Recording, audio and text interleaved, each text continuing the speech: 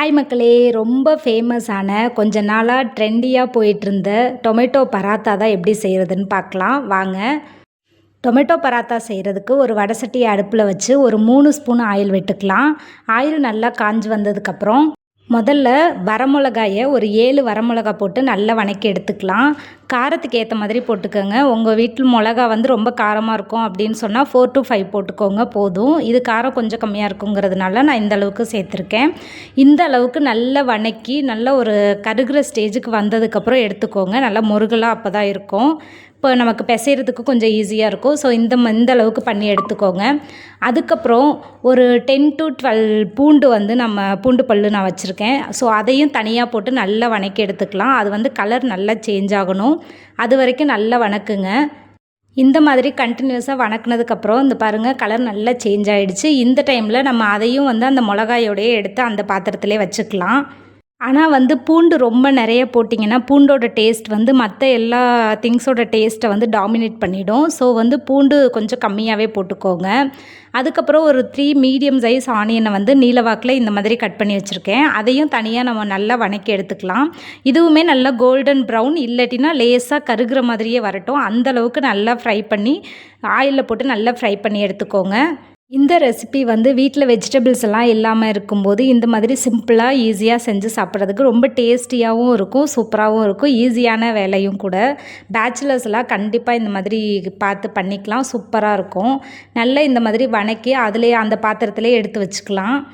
Onion உங்களுக்கு இந்த அளவுக்கு போதும்னா இதோட எடுத்துருங்க. இல்லாட்டிட்டா கூட இன்னும் கிறிஸ்பியாக வதக்கிக்கலாம். உங்களோட டேஸ்ட் எப்படி உங்களுக்கு பிடிக்குமோ அதுக்கேற்ற மாதிரி. அடுத்தது ஒரு 3 பெரிய சைஸ் தக்காளியை 4 பீஸாக கட் பண்ணி போட்டிருக்கேன். நல்லா வதக்கிக்கலாம். இந்த மாதிரி வதக்குறது பெரிய பீசஸாக எதுக்கு கட் பண்ணியிருக்கேன்னா அந்த தோலெல்லாம் எடுக்கிறது கொஞ்சம் ஈஸியாக இருக்கும் அப்படின்னு சொல்லிட்டு இந்த அளவுக்கு கட் பண்ணியிருக்கேன். இந்த அளவுக்கு நல்லா வதங்கி வந்ததுக்கப்புறம் தோலெல்லாம் வெந்து வந்ததுக்கப்புறம் அந்த தோலெல்லாம் க்ளீன் பண்ணிவிடுங்க.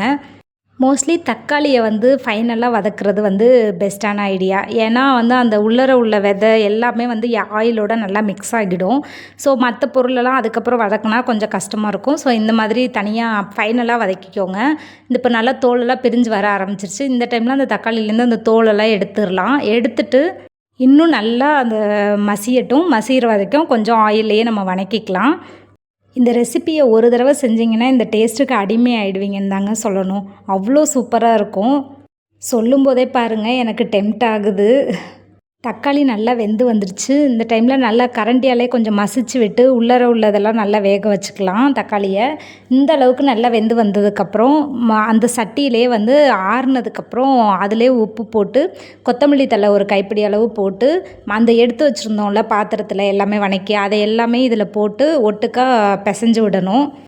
இந்த மாதிரி நல்லா எல்லாத்தையும் மிக்ஸ் பண்ணி அந்த மிளகா பூண்டு எல்லாத்தையுமே நல்லா மசிச்சு விட்டு கையால் நல்லா பிசைஞ்சு விடுங்க. பிசைஞ்சு சாப்பாட்டில் போட்டு சாப்பிட்றதுக்கு சூப்பராக இருக்கும். கண்டிப்பாக நீங்களும் ட்ரை பண்ணிவிட்டு எப்படி இருக்குன்னு கமெண்ட்டில் சொல்லுங்கள். சிம்பிளான ஈஸியான டேஸ்டியான டொமேட்டோ பராத்தா ரெடி ஆகிடுச்சு. கண்டிப்பாக மிஸ் பண்ணாமல் செஞ்சு சாப்பிடுங்க. கண்டிப்பாக டொமேட்டோ பராத்தா செய்கிற அன்றைக்கி சாப்பாடு கொஞ்சம் எக்ஸ்ட்ரா வச்சுக்கோங்க. கண்டிப்பாக சாப்பாடு பத்தாமல் போயிடும் அப்புறம். ஏன்னா அந்தளவுக்கு எல்லோரும் விரும்பி சாப்பிடுவாங்க. நீங்களும் செஞ்சு பார்த்துட்டு எப்படி இருக்குன்னு சொல்லுங்கள். வீடியோஸ் பிடிச்சிருந்தா சப்ஸ்கிரைப் பண்ணி சப்போர்ட் பண்ணுங்கள் மக்களே. Bye bye. Have a yummy day.